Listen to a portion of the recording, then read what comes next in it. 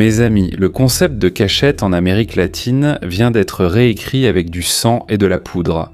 Quelque part dans les plaines denses et humides de l'État de Bolivar, au cœur de la jungle impénétrable du Venezuela, peu avant l'aube, un petit bâtiment au toit vert a simplement cessé d'exister. Nous ne parlons pas d'un siège où la police locale, souvent corrompue, demande avec un mégaphone aux narcotrafiquants de se rendre. Nous sommes témoins de l'application de ce que j'appelle la doctrine du feu invisible. Retenez bien ça, car les pires criminels du monde regardent le ciel dégagé et ne voient rien, mais le feu invisible est déjà marqué sur leur front. Les images de l'attaque montrent la destruction pure et absolue de ce complexe. En une fraction de seconde, la structure a été engloutie par une boule de feu colossale qui a éclipsé le lever du soleil vénézuélien lui-même. Ce n'était pas un bombardement aléatoire.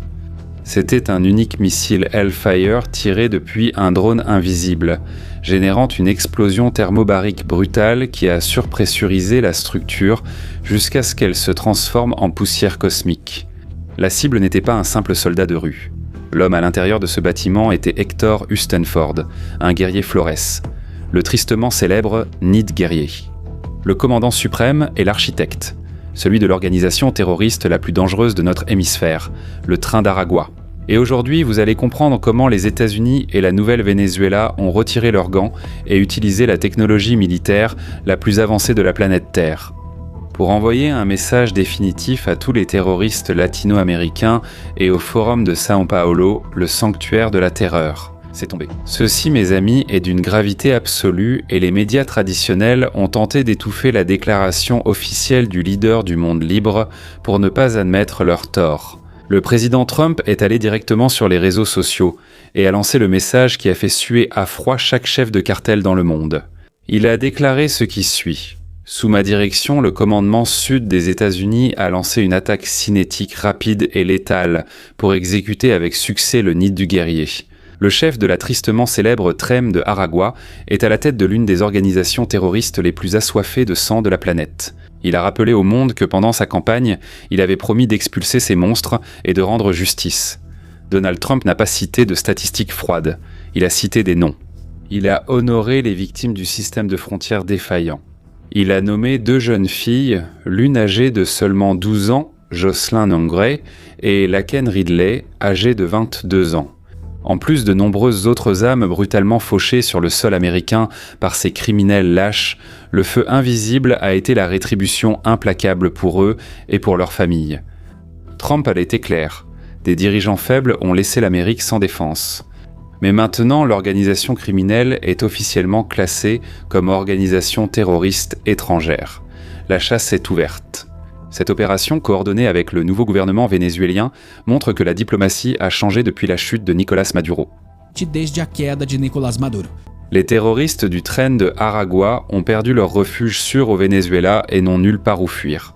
Dans les mots de Trump, les militaires américains vont trouver ces seigneurs de la drogue à tout moment, n'importe où, et les envoyer dans les profondeurs de l'enfer où ils appartiennent. Mais maintenant, réfléchissez avec moi un instant. Comment en sommes-nous arrivés au point où les États-Unis doivent lancer un missile thermobarique aérien au milieu de la forêt vénézuélienne pour traquer un seul homme ? Pour comprendre l'ampleur de cette tumeur, nous devons disséquer l'empire que Nino Guerrero a construit.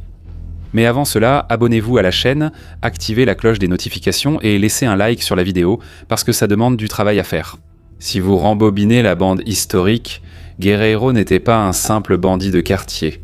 En 2014, il a fondé le Trem de Aragua en opérant depuis les cellules de la célèbre prison de Tocoron. Il ne purgeait pas seulement une peine, il a construit un état parallèle de corruption absolue. La prison avait une piscine olympique, un zoo privé, des restaurants, une boîte de nuit avec de la musique reggae jusqu'à l'aube et, tenez-vous bien, un département des ressources humaines propre à l'intérieur de la prison. Les gardiens de prison recevaient dans leur salaire du gouvernement, mais leur véritable chef était le guerrier.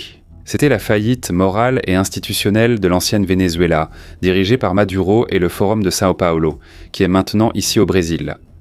Et depuis l'intérieur de la prison, il a étendu ses tentacules à plus de 14 pays différents.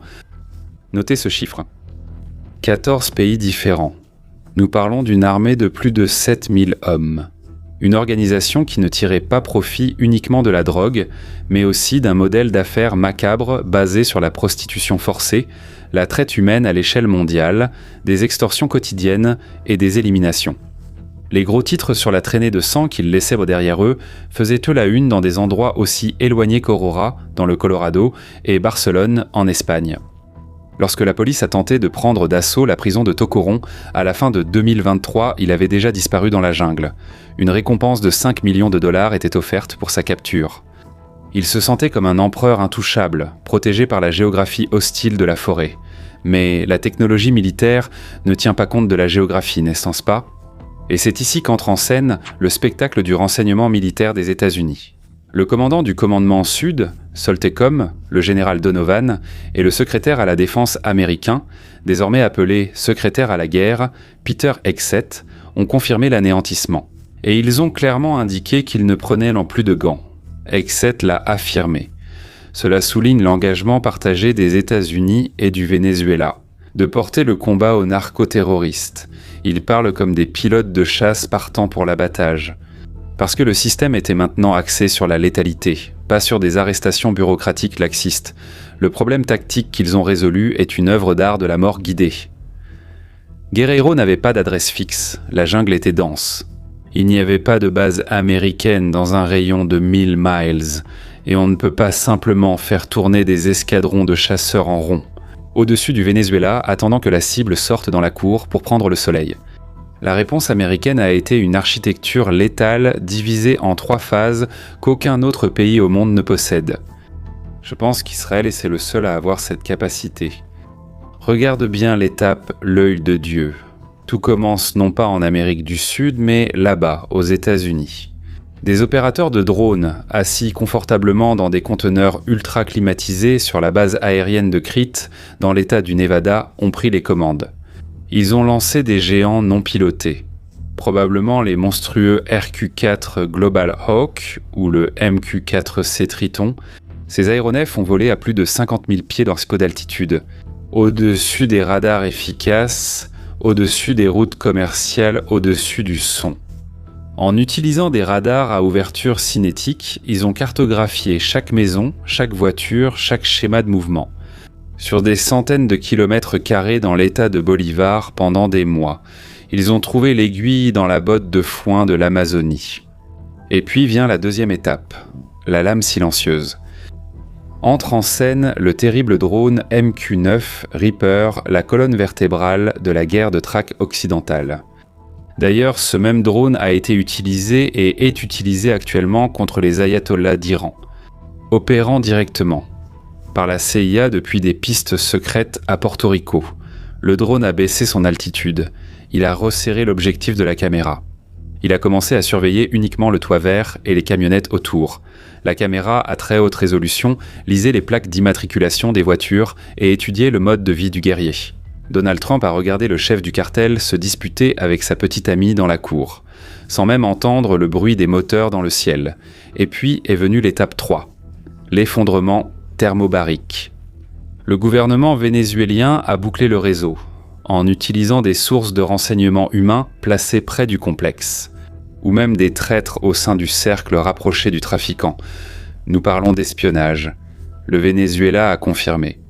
Guerreiro était physiquement présent dans la maison à cette seconde précise, la fusion de l'image satellite venant du Nevada avec la confirmation humaine dans la jungle.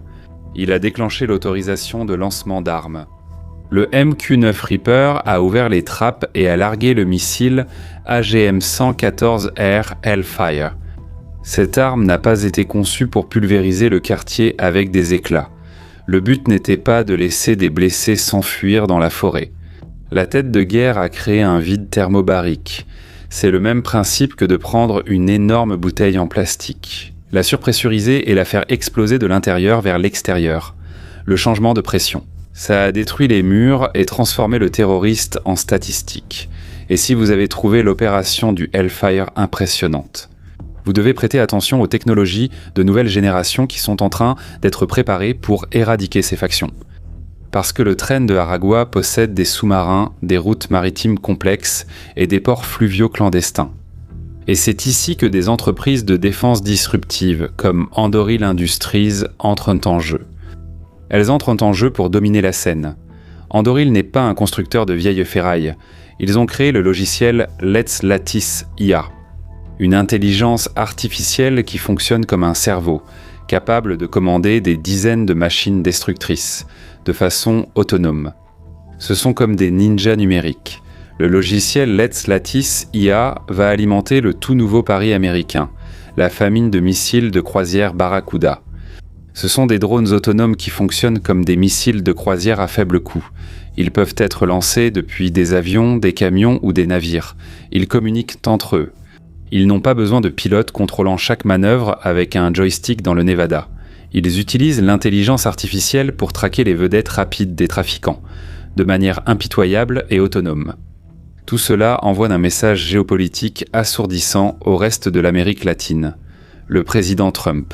Il a instauré une politique de tolérance absolument zéro envers la barbarie.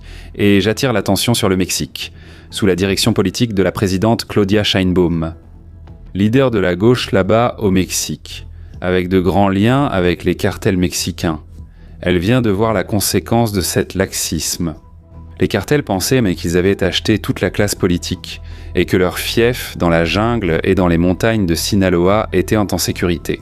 L'anéantissement de ce terroriste au Venezuela prouve le contraire.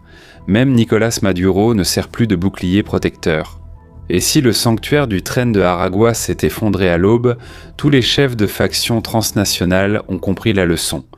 Y compris ici au Brésil. Il n'est pas nécessaire d'envahir avec des porte-avions. Il n'est pas nécessaire d'utiliser des bombardiers B-2 ou B-52, ni de larguer une GBU-57 sur une communauté dans une favela. Non, mes amis. Un drone lançant un missile qui passe simplement par la fenêtre. Il emmène déjà ce terroriste en enfer, et peu importe s'il se trouve au milieu de l'Amazonie, ou même dans l'endroit le plus peuplé de Rio de Janeiro.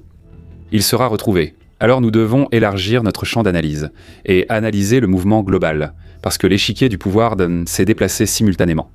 Cette force létale que les États-Unis d'Amérique démontrent en Amérique latine, c'est la même pression maximale, qui accule l'axe terroriste au Moyen-Orient.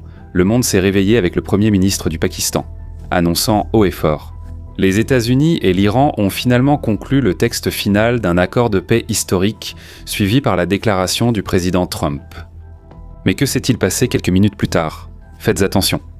L'IRNA, l'agence de presse semi-officielle de l'État islamique d'Iran, a rapporté que le régime de Téhéran n'a pris aucun nouvel engagement. C'est l'essence même de la terreur, la dissonance cognitive.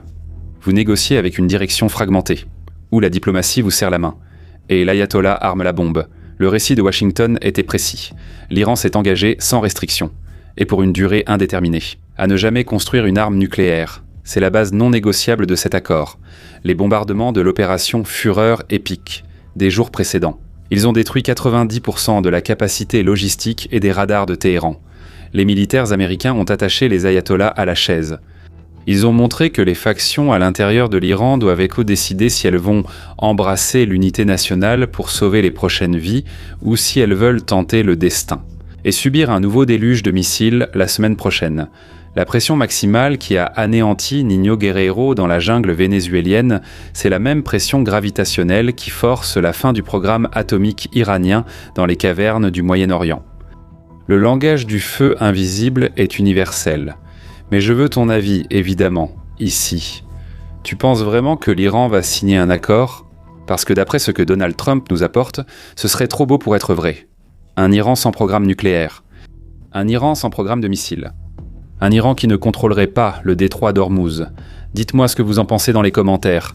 Avons-nous un accord ou est-ce encore un bluff? Eh bien, mes amis, nous ne sommes pas en train de suivre des événements isolés. Nous sommes témoins d'un nettoyage structurel à l'échelle planétaire, l'élimination des intouchables. Pour mesurer la panique institutionnelle, dès que le complexe du Teto Verde a disparu de la carte vénézuélienne, des membres de Trem de Aragua ont paniqué en ligne. C'en serait presque comique si ce n'était réel. Les administrateurs de la page Wikipédia du Trem de Aragua ont signalé des tentatives désespérées de la part de la faction elle-même pour modifier leur page. Le sanctuaire virtuel est devenu poussière. L'organisation a commencé à envoyer des plaintes à la modération de Wikipédia. Ils exigeaient que la classification de leurs repères soit masquée et modifiée, tentant de changer l'étiquette de complexe terroriste en une ridicule fabrique de bonbons et de barbe à papa dans les forêts. Pour éviter que quiconque ne les géolocalise, la faction sanguinaire qui abusait et tuait de jeunes filles a tenté d'invoquer les règles d'utilisation d'une encyclopédie en ligne. C'est la panique rampante des rats qui ont perdu les égouts. Et pour montrer que vous avez suivi, du début à la fin, notre traduction du feu invisible, et que vous ne croyez pas aux mensonges de la presse soumise. Je vous demande de participer. Descendez maintenant dans les commentaires de la vidéo et commentez notre verdict d'élite, en utilisant exactement ces 2 mots-clés. Fin de l'impunité. Tapez cela.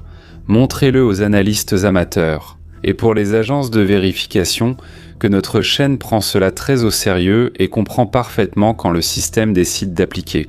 L'ingénierie létale et chirurgicale pour éradiquer le mal à la racine. Mais le système va essayer de masquer cette vérité. Pour accéder à la géopolitique sans contrainte ni censure institutionnelle sur les réseaux ouverts, rejoignez dès aujourd'hui notre bunker de l'intelligence, notre propre plateforme, blindée, libre de l'algorithme dictatorial. Nous sommes une communauté restreinte, avec plus de 3000 analystes d'élite qui financent pour la vérité ici.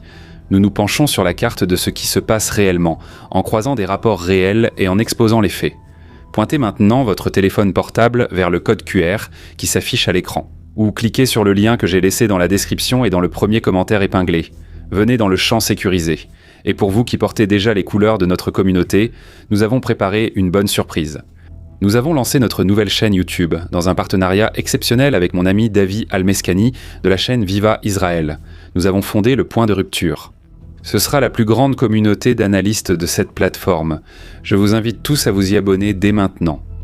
Notre mission est d'atteindre l'objectif ambitieux de 100 000 abonnés en seulement 30 jours et faire fondre bloquer le système. Le lien est dans la description, dans le premier commentaire épinglé et dans la fiche qui va apparaître sur votre écran. Et arrêtons de perdre du temps à parcourir les plateformes de streaming pour trouver quelque chose de valable. Notre chaîne propose des conseils et une sélection impeccable de séries et de films pour que vous puissiez en profiter en famille, sans couteau-rouk, sans agenda forcé et sans plaintes inutiles. Le lien est dans la description et dans le commentaire épinglé. Et aussi ici, dans la fiche qui va apparaître dans la vidéo. La guerre narrative a lieu tous les jours et votre attention est l'arme principale. Maintenant, abonnez-vous à la chaîne. Activez la cloche des notifications pour recevoir toutes les alertes sans le blocage de l'algorithme. Et surtout, laissez votre like sur cette vidéo. Parce que mâcher toutes ces données brutes et livrer la vérité, quoi qu'il en coûte, demande un travail colossal. C'est du travail, mes amis. Maintenant, protégez votre esprit.